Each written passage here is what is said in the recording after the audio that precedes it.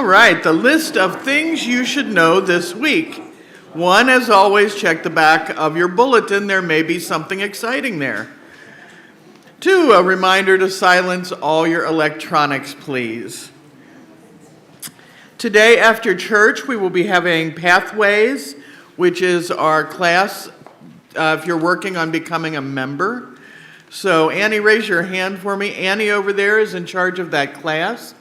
If you have been considering becoming a member, or if you just want to know more about our church, come on over today and learn about UCOV and consider signing the book and joining us. Next week, after the service, I'm going to be around for just a little bit after the service to answer questions and to hear anything you want to tell me as we start looking for this new DEE position that we're creating. It's a Director of Education and Engagement. So they're half party planner, half person coordinating the schedule of classes that we want to have here. I'll be around to tell you what we think we want to do with them, and to listen to any brilliant ideas you might have that I might want to add to their job description. So if you want to hang around next week, it'll be, however much time it takes you to share with me what you have to say. But I'll give you the brief overview of what we think that job is going to be, and I'll be here to listen. Social Justice Committee meeting is today at 11:30 a.m. If you are thinking of joining the church, please come to Pathways first. The food pantry in Sarasota was amazed at the amount of food collected here at UCOV. It's going to feed a lot of needy families, and our generosity was greatly appreciated. Tuesday, November 25th at 7 p.m. at the Jewish Congregation of Venice is this year's Interfaith Thanksgiving service. All of us clergy are speaking for about 1 minute each, and I mean that very literally. So if you come, it's nice. You get to see a whole bunch of different religious folks and different people singing in the choir, and all of us sort of flash in the panning through for a minute to give brief blessings. So come on out and join us at the Jewish Congregation of Venice on November 25th. And last but not least, so many of you knew and know Barbara and Wayne Strife. Barbara died at home on Friday. Wayne was able to be there with her. She had entered into hospice care. So if you want to send cards or other greetings, Wayne is still at home up north. He is not here yet. And I'm not sure if he's coming down. And I think that is all I got. And I will turn it over to Mary Ann.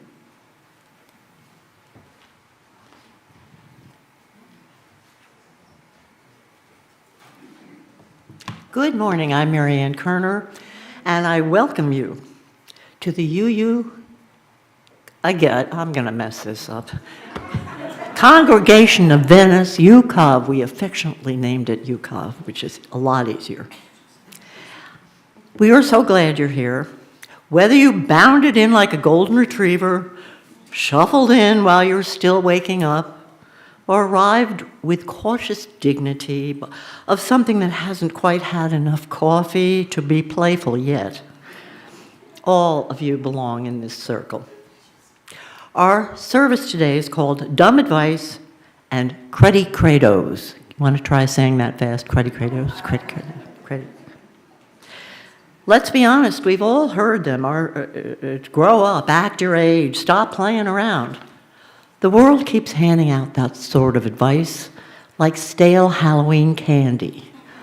Unwanted, unhelpful, and definitely not the good chocolate.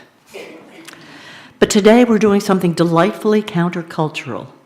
We are reclaiming play, not just as something children are allowed to do in designated zones, but as a spiritual practice.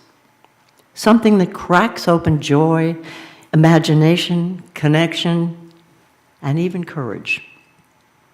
So if you walked in carrying the weight of the world, consider this your permission slip to set it down for a while. If your inner child hasn't had an outing since the Carter administration, today might be a fine time to let them peek out. And if you're already the kind of person who shows up to life with a playful spirit, well, thank you. Thank you for bringing that energy to the room.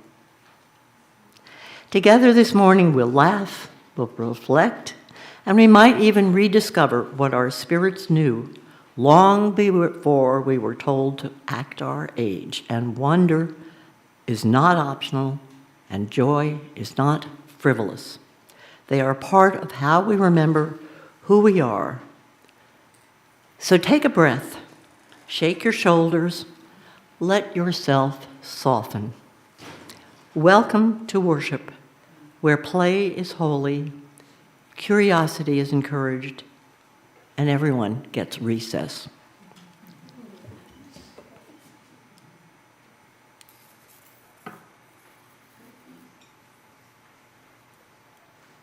We light this chalice for the sacred art of play, for the wisdom that comes when we loosen our grip, soften our stance, and let joy surprise us.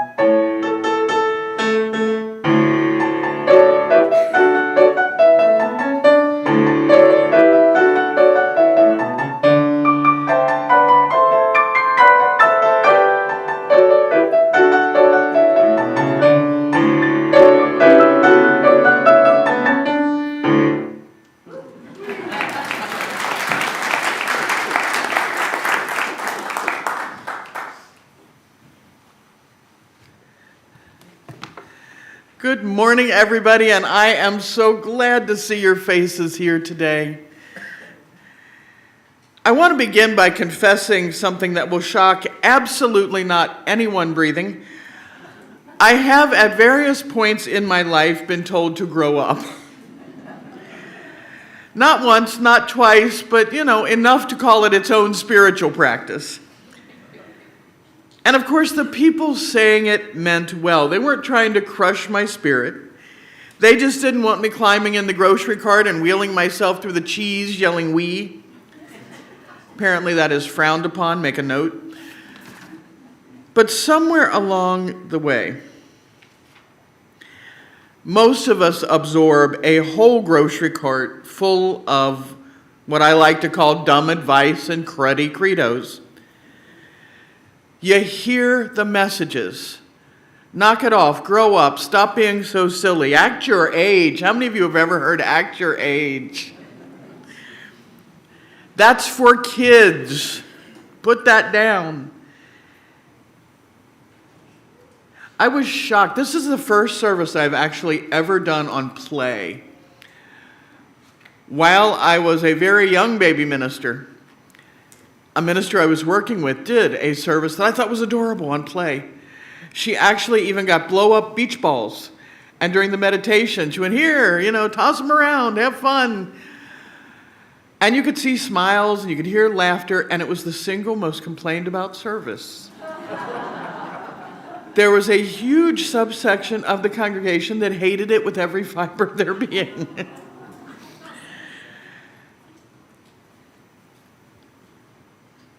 But play is important. The sacred text of human experience lean on that idea, that play wakes up our creativity, that laughter loosens the fear in our rib cage, and that curiosity cracks open parts of our souls that we didn't even know were stuck. Joy is one of the greatest teachers of our life. So this morning is your spiritual permission slip to breathe and to soften up, as Marianne said, maybe even have a little fun.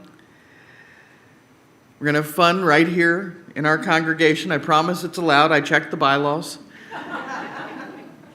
And we'll explore what becomes possible when we stop listening to all that bad advice about how somber we must be, and instead listen to the playful, curious, and creative voices inside us, the ones that somehow survived childhood and middle school and that one horrible job and everything else that life has thrown your way. So today, wiggle your toes, relax your shoulders. You are here, you are safe, and joy is absolutely welcome. So come, let us worship here together. Please rise in body or spirit and join in singing number 347, Gather the Spirit.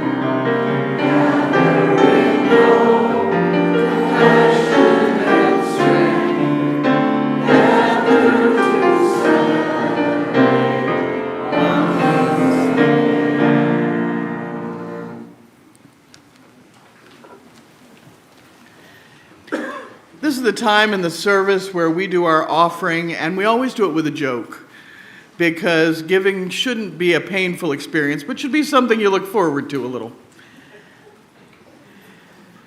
One Sunday, while counting the offering, the pastor of a small UU church noticed a brilliant pink envelope containing $1,000. It happened again the next week and the week after, and he started to watch. And finally, he spotted little tiny Carolyn, tiny woman in her 90s, placing the beautiful pink envelopes week after week, same routine. And overcome by curiosity, he approached her and said, "Caroline, I cannot help but notice that you have been giving $1,000 a week. That is so generous." She smiled and she said, "Every week my son sends me money and I give some to the church." And he said, "That's wonderful, but $1,000 is a lot. Can you afford it?" How much does your son send you? She said, $10,000 a week. And the pastor said, wow, your son must be really successful. What does he do? She said he does animal rescue. Animal rescue. He makes sure that homeless cats and rabbits have a place to live. And the pastor was a little confused.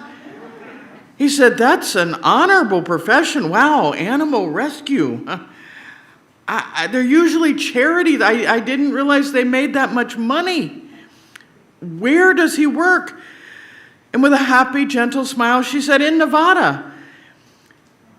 He has 2 big cat houses in Las Vegas and a bunny ranch in Reno.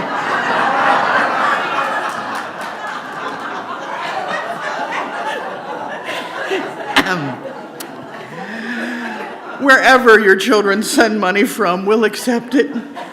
This morning's offering will now be given and gratefully received.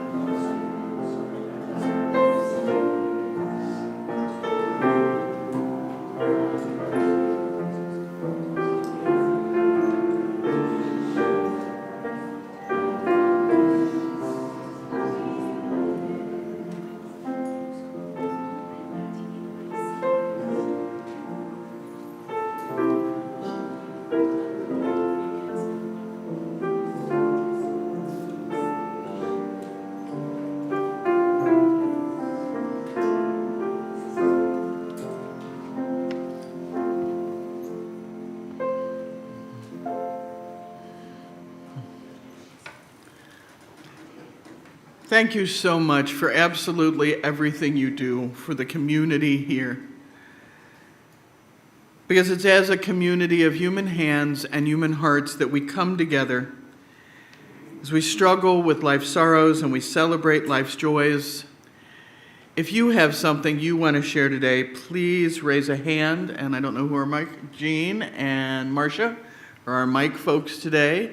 Please raise a hand and one of them will bring you a microphone.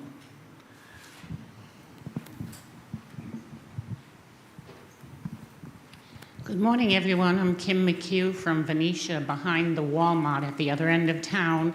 And I'm letting you know that because in the spirit of intuition and play, I have come here today prepared with a sign-up sheet I put together for ladies to join me on January 28th for the Sweet Delilah Swim Club play at the Lemon Bay Playhouse on Dearborn Street in Inglewood. We can manage about 20 ladies. We'll all be gathering at my home in Venetia. Gentlemen, just so I don't see boo-boo faces around the congregation today, Matthew will be home welcoming anyone that doesn't want to go to the play, partners or singles, and we have a large billiard pool table and a big swimming pool. Bring your swimsuit, bring your game hat on, and hang out with whoever stays home. We can accommodate, again, about 20, and I've got a sign-up sheet. Tickets are $30 each. I'm Sarah Ornstein. I have a sorrow tinged with a bit of anger. I learned this morning that our county library system has caved to the book banners. Earlier this fall, I saw a list of books banned in Florida, and one was Arthur's Birthday. Arthur is an aardvark. It's a children's picture book, and it's part of a series. It was originally published in 1989. So I thought I would like to read this book and see what's offensive about it. I looked up online, and apparently it's because the guests at Arthur's party play Spin the Bottle. Now, I remember playing Spin the Bottle as a child, and I don't think it led me into a life of debauchery. But I requested it at the library because it was in the catalog, and this morning I received an email saying it was not available, it has been withdrawn.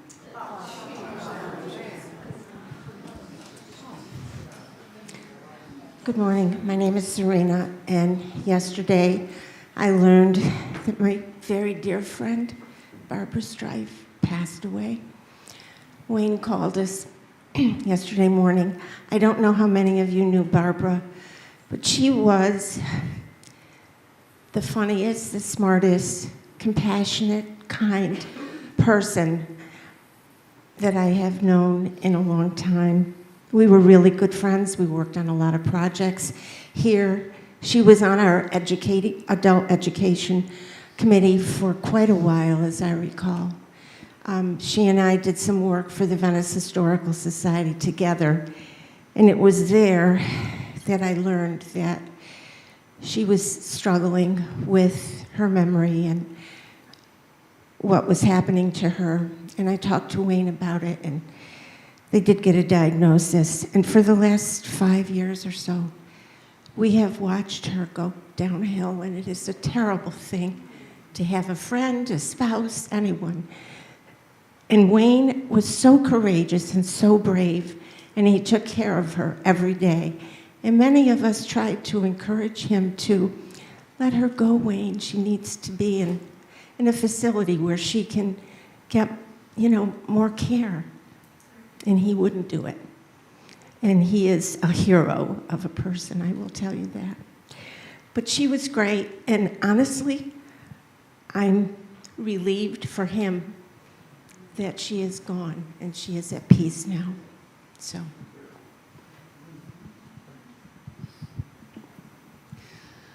Good morning, I'm Donna Jewett. I also have some very sad news. I hope I don't get too choked up. You all know Roxy Platt. She just got diagnosed of glioblastoma, which is a fatal brain tumor. She has maybe a year to live. And she said to me, but I don't think I have any friends. I said, Roxy, you have a lot of friends. So I'm reaching out to you all to make sure you touch base with her. She will be looking for food, but she's more looking for someone to come and just be with her, hold her hand, because she needs friends at this time. And I think it's just very devastating. And she's my age, and I'm thinking, oh my God, and I just have to really look at life right now for every moment. Thank you. Donna, is she at home or in the hospital? She's at home right now. Thank you. Wow, how about a joy? Wendy told me not to do this, but toward the end of World War II, a baby girl was born on this day to Fred and Artie Williams, and they named this was a Navy family, and they named her Wendy Williams. Happy birthday.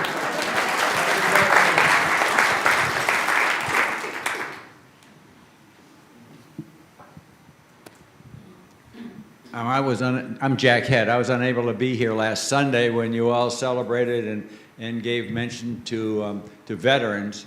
All of us veterans appreciate taking the time that one day a year to recognize it.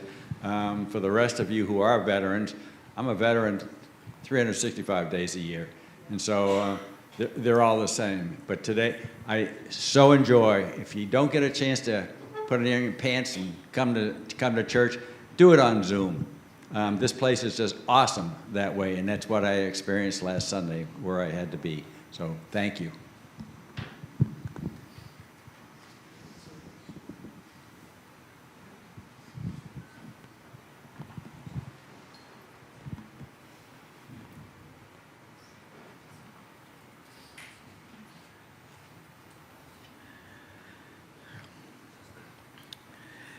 May the love of this community hold all those who need love and concern, and may the light of our community shine on the broken places of the world. May those who are grieving be comforted, and those who are tired find rest. May the broken places be healed, and may those who are filled with joy and laughter be abundant.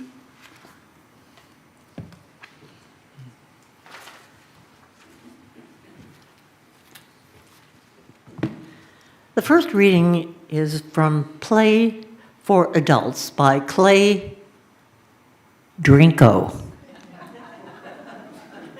Drinko. When you think of the characteristics of an adult, what do you think of? Responsible, boring, mature, serious, tired. That's a problem. Sure, we have more responsibilities when we enter adulthood. Raising children, making money, saving democracy as we know it, but that doesn't mean we have to be boring and stressed out all the time. It's time play for adults entered the mainstream. Here's what it is and why and how you should add it to your life today, you bucket stress people, you. What is play? Google tells us play is an activity engaged in for enjoyment and recreation, especially for children. Sure, children are super good at playing. It's their job to play. But that doesn't mean they should be the thought experts on the topic. Let's reclaim it for adults. The first way you can find enjoyment in activities is to be more childlike. Now, I'm not talking childish. I don't want you to be screaming and yelling and pooping in your pants. Being childlike means you aren't afraid to get silly. Being childlike might mean you might find joy in the ordinary things in life, like marveling at a mushroom you spot on the ground, or imitating the hoot of a barn owl. Children aren't afraid to act silly and make mistakes.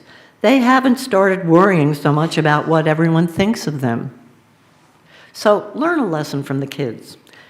Enjoy the moment. Be curious about the world. And don't think about what people think of you. Just don't poop in your pants. And now it's my turn to to make an idiot of myself. When you say act your age, to me, it means dead.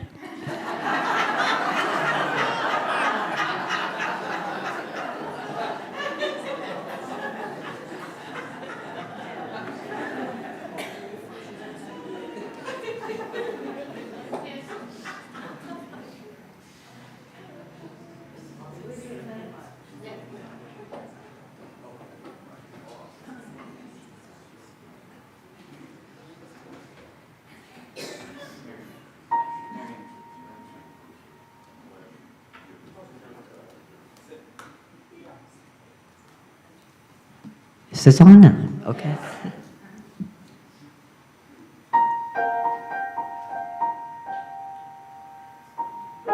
How many of you think you know what I'm going to be playing? Say it out loud. Wrong. By the same composers and from the same film, here's this one. I could while away the hours, conferring with the flowers, consulting with the rain. And my head I'd be scratching while my thoughts were busy hatching, if I only had a brain. I'd unravel every riddle for any individual in trouble or in pain. With the thoughts I'd been thinking I could be another Lincoln if I only had a brain. I could tell you why the ocean's near the shore.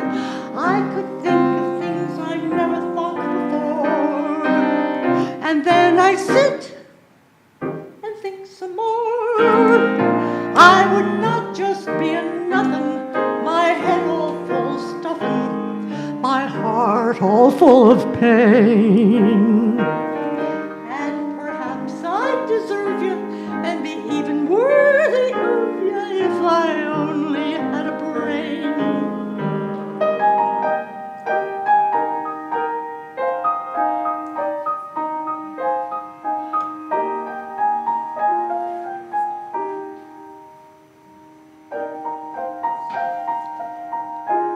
Now we all know what the scarecrow wanted, but how many of you remember what the cowardly lion wanted? I can only imagine the fun that Yip Harburg must have had writing these lyrics.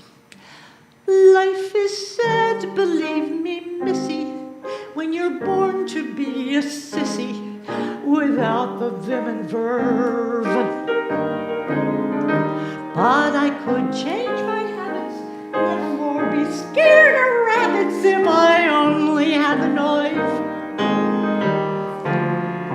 I'm afraid there's no denying I'm just a dandelion, a fate I don't deserve. But I could show my prowess, be a lion, not a mouse, if I only had the nerve.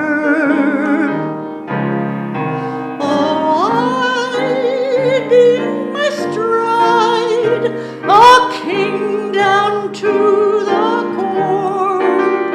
Oh, I'd roar the way I'd never roared before, and then I'd roar, and roar some more.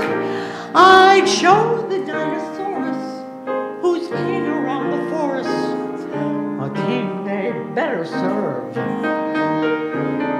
Why, with my regal beezer, I could be another Caesar if I only had the nerve.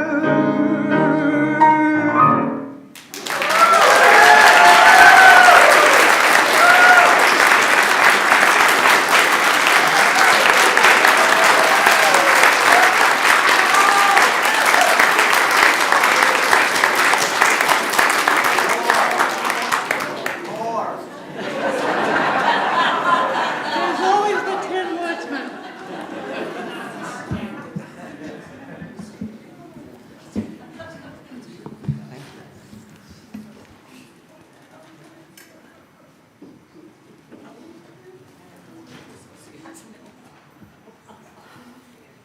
Now back to my day job.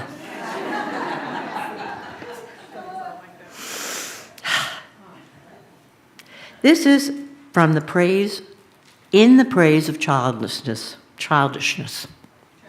a theology of prayer, a play, not prayer, from Reverend Dr. Graham Stanton, the German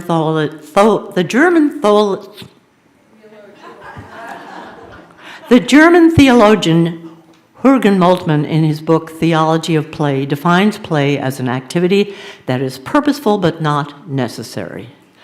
Creation is playful. Likewise, games, sports, music, art, dancing, and jokes, all purposeful but not necessary. The invitation to play is not to escape the world as it is, but to celebrate the world as it was created to be, and to anticipate the world as it will be. We play in a world of suffering as a bold act of defiance, saying this is not how things are meant to be. We play in a world of suffering as an act of faith, to realize the future and live into the real live life of the age to come. So as we play in a world of suffering, we learn how to persevere in hope and joy. Yes, the days are evil, but we will not be overwhelmed by them. With these words in mind, I invite you to join in 1 minute of silent thought, meditation, or prayer.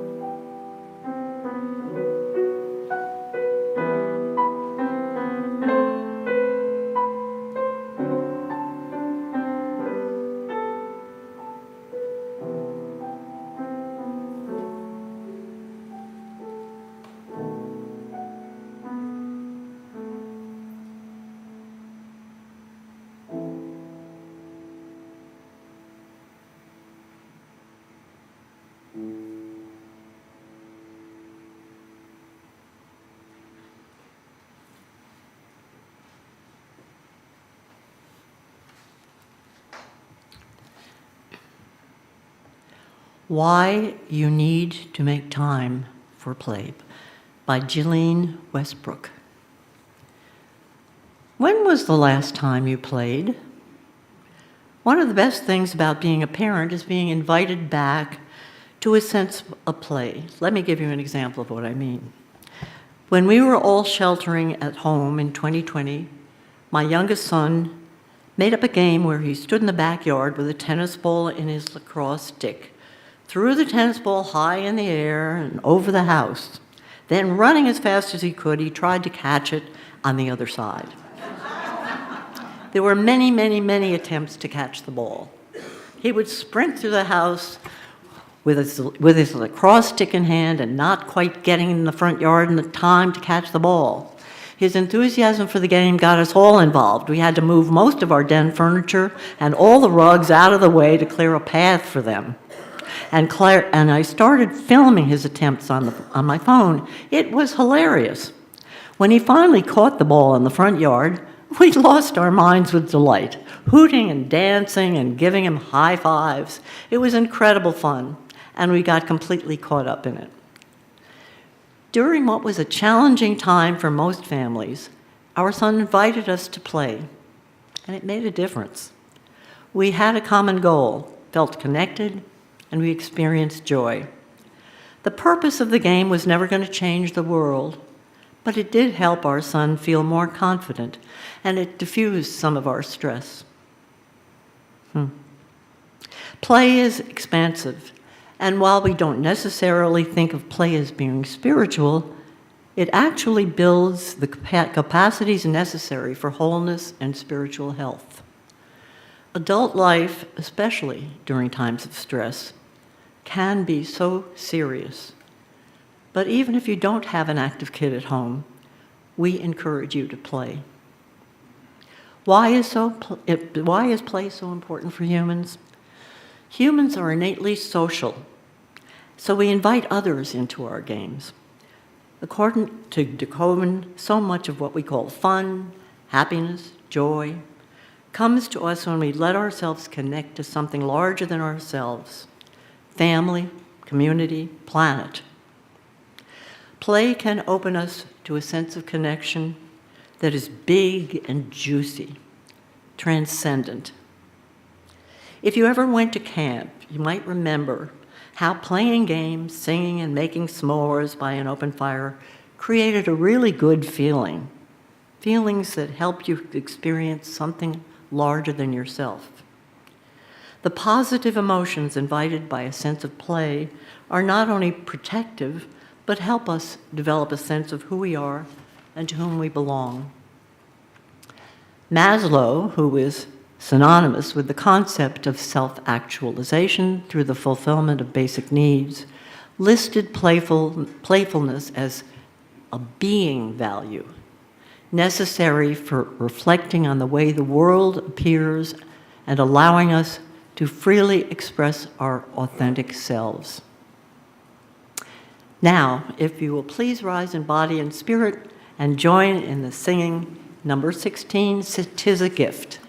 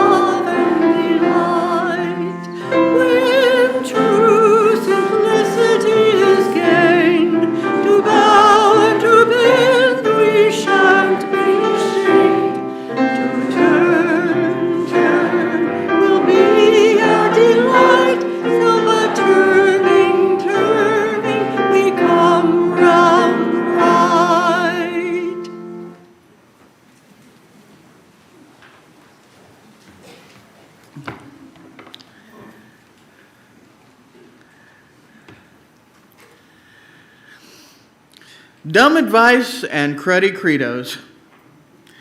It's a title that almost guarantees two things. One, that there's at least one of you out there who's going to go, oh, thank God, there's finally a service about my childhood. And two, by the end of the hour, that we'll all be thinking about the things that we carry that we didn't actually choose that stop joy.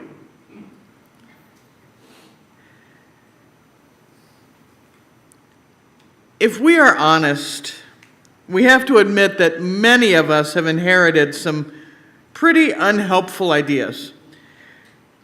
We don't usually think of them as credos, that's a big word that we don't tend to use often, but we carry them just the same. That whole grow up, act your age, stop fooling around. These are the commandments handed down to many of us long before we ever sat in a sanctuary. They stick, sometimes without us noticing. And they shape how free we feel to be curious and imaginative and joyful or spontaneous. But today, bless your little cotton socks, we are throwing those old ideas out onto the lawn for curbside pickup. Not everything you heard growing up deserves to be dragged with you into adulthood. Especially the idea that playfulness is something that you must grow out of. The truth is the opposite. Play is something you must grow toward. I want to talk about that, and I'd like to begin with a question. Do you remember the last time that you did something you really, really loved because you were told you were too old for it now? The last time you played with your Barbies, the last time you got out your army men, the last time you sat on your mom or dad's lap. There was a time your father picked you up and carried you to bed and never did it again.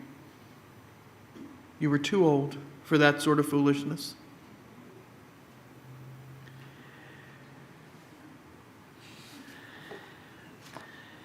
A friend of mine said when he thinks about that, he always thinks about when he used to wear his Superman cape to the grocery store.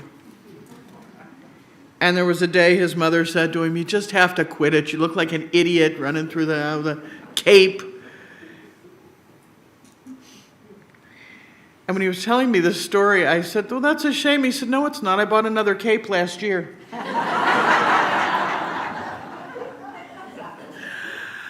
Children play without apology.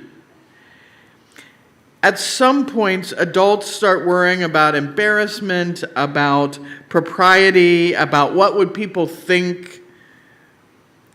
And the world has plenty of advice ready for that moment, and most of it's terrible, about how wonderfully you're doing at growing up. One of the cruddiest credos out there is the belief that responsibility and play cannot coexist. If the only choices are to be the whimsical grasshopper and the responsible ant, the world is all in black and white, and the world says pick one, but spirituality, real spirituality, says the opposite. These two things can coexist. They were made for each other. They can strengthen our ability to cope with stress and problems, even to heal from wounds that the world inevitably brings. The problem isn't that we ever stop needing play. The problem is that we stop giving ourselves permission to play. Years ago, life was a little heavy at the time, and a friend gave me some advice, some very weird advice. They said, you need to go play, and I have the perfect place for you to do it. And I told them I am a grown adult, and I have bills and neuroses and a job that gave me the neuroses. I have an inbox. I don't have time to play, and anything that you want me to go play with will probably get me killed. And they started laughing hysterically and said, actually, it really may, which is why you need to go do it immediately. And I thought, wow, you must really hate me. And then they said, look, Kincaid Lake, where you grew up with your family going every summer, multiple times, Kincaid Lake, they are fixing the place up. They are putting in new lakefront sand, and they're putting in a new pool, and they are removing the playground that you grew up playing on. And they are doing it on Friday. So if you want to go play on it one more time, now is your only chance. And it was a lovely lake in Kentucky. They had a lovely beach and a lovely putt-putt course, beautiful hiking trails, a great little store. Us kids love taking a quarter in and actually being able to buy stuff. And they had a playground that was built entirely by sadists. Parents would bring 5 kids and go home with 3 and consider themselves lucky. And you know this playground, or you know one just like it. Slides that hit 120 degrees in the sun, you left your entire butt. Swings where your path crossed coming down the slide, right at head height. There were climbing bars that looked like Mad Max's Thunderdome, and there were a spinning thing. The spinning platform usually had kids orbiting Jupiter by about the 5th swing. And in the middle of it all, there was a big red and gray spinning thing, a different spinning thing,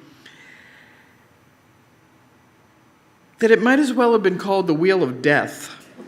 If you held on facing forward, you burned off your face and your hands. If you turned around, you burned your entire butt. If you held on loosely, you too got thrown off and were orbiting Jupiter. And if you fell, your feet got sucked into the mechanism underneath. We loved the thing. It was our favorite. Mom, I didn't die again today. It was awesome. So under protest, I went back to Falmouth, Kentucky, laughed the whole hour-and-a-half drive from where I currently lived, and thought, okay, I'm an idiot, I'll do this. And I found the playground again. It took a minute to remember where everything was, and I looked around. There were no kids, there were no parents, there were no witnesses. It was off-season. There was only the now faded pink Wheel of Death and me. And I had a ball. I climbed the monkey bars, and I swung on the death slides, and I spun around so fast I started to wonder if Jupiter was in my future. And I hopped off of things with more enthusiasm than grace, and by the end, I felt better about life. Not fixed. There's no magic. I just felt looser and more human. Like, wow, what a good day. That was fun. I'm going to go home and have a bologna sandwich and some chips now. Just like when I was a kid. I went and found the picnic table where my late sister and I had carved our little 12 and 10-year-old names in it.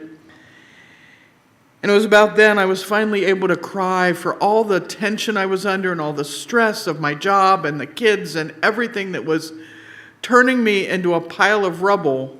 Right that minute was okay. Because man, those swings were cool. I let go of the stuff I was holding. And it struck me how strange that we treat play as optional when the effects are so immediate and so real. We treat it as childish when it's one of the oldest and most sacred human impulses. You've all watched dogs and cats, chipmunks. You watch the animals instinctively play. And you don't think it's wired into us too? This isn't just anecdotal. Neuroscientists tell us that play releases chemicals in the brain that foster creativity, reduce anxiety, deepen social bonds, strengthen memory. Psychologists remind us that humor helps us regulate stress and see new possibilities. Social workers tell us joy lets you make it to the other side of the trauma. Theologians remind us that wonder is a way of touching the divine. Every discipline seems to agree we are not designed to live without being silly. We are not designed to live without play. Every different religious culture, almost bar none, the Shakers and the Quakers might be a little off to the side. Everybody else has some kind of theology of play in there somewhere. Hinduism, it's the joyful dance of creation. Judaism, play and delight are necessary companions to study and prayer. In Christian scriptures, Jesus tells his follower, unless you're like little children, you're not making it into the kingdom of heaven. Buddhism, the Buddha of compassion is depicted smiling because liberation and joy belong together. And in our own circles, we know that play opens the spirit, softens the moment, and it reminds us that we're alive. Play is not an escape from the spiritual life. It's one of the pathways to it. But if play is good for us, why do we stop? We stop because we're afraid. We stop because we're afraid we're going to disappoint mom or dad. We stop because we're afraid we look like an idiot. We stop because we're afraid we'll get judged. We stop because we fear breaking the role that we think we're supposed to play. In adulthood, the cultural message becomes strong and relentless. Serious equals responsible. Playful equals childish. So if you want to be taken seriously, you better button up that cardigan, cross your arms, and stop coloring outside those lines. You know what? I want to hand you a whole pack of crayons and tell you, you scribble, honey. A rigid mind shatters. A flexible, playful mind bends. Play strengthens our ability to meet the world in its unpredictable, painful, sometimes hilarious, always evolving self. Play is an act of resistance. When the world is heavy and the news is grim, cruelty does not get to define our souls. When the world feels heavy, laughter can make it lighter.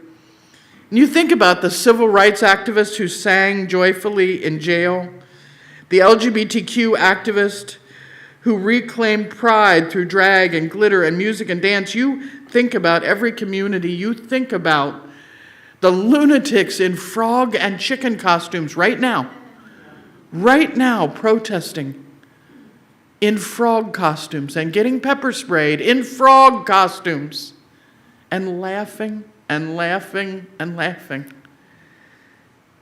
Play is not frivolous. It's how we stay whole as human beings, and we refuse to be crushed. It's the little crack that the light shines through. It lets us imagine not the world as it is, but the world as it could be. Play is practice for hope. So how do you reclaim it? Start small. You don't have to go buy the ball pit today. Laugh at something. Learn a new joke and aggravate your friends with it.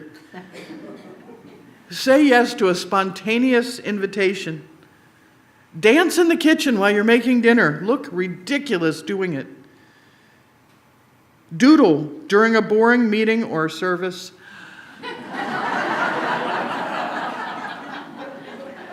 Hang the resulting picture on your fridge and look at it and smile that week. Put down your phone and go outside. And next time you hear the voice in the back of your head tell you, oh, grow up, for God's sake, put that down. Stick out your tongue and say, no, I don't wanna. I'm not gonna. Your spirit deserves that. Reclaim relational play. Play comes alive when it's shared.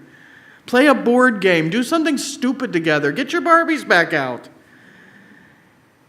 In a congregation, let play continue to be woven into our spiritual fabric. into our shared laughter. And remember that play is not a reward for having survived the week. It's how you survive the week. So when we look back at those cruddy credos, grow up, act your age, stop playing around, the wisdom we need is in their opposite. Don't grow up, grow softer. Act your spirit's age. Keep playing around. We are more than our anxieties, more than our to-do list and our curated seriousness, and play gives us breathing room. It reminds us that joy is possible and wonder and silliness can coexist with grief and wisdom. We humans are big deals. We contain multitudes. We can handle all of it. And when we let ourselves play, we discover the most important spiritual gift of all. We are wonderfully alive, and that aliveness is a gift. So here's a blessing for you to take home this week. May you remember. May you remember the child that you were. May you treat the adult you are with tenderness. May you meet the world with curiosity and humor and an open heart and occasionally foolishness. May play return to you in moments big and small, and may joy find you even when you're not looking, because life is too short for bad advice and stale credos, and your spirit is too precious for anything less than wonder. Amen.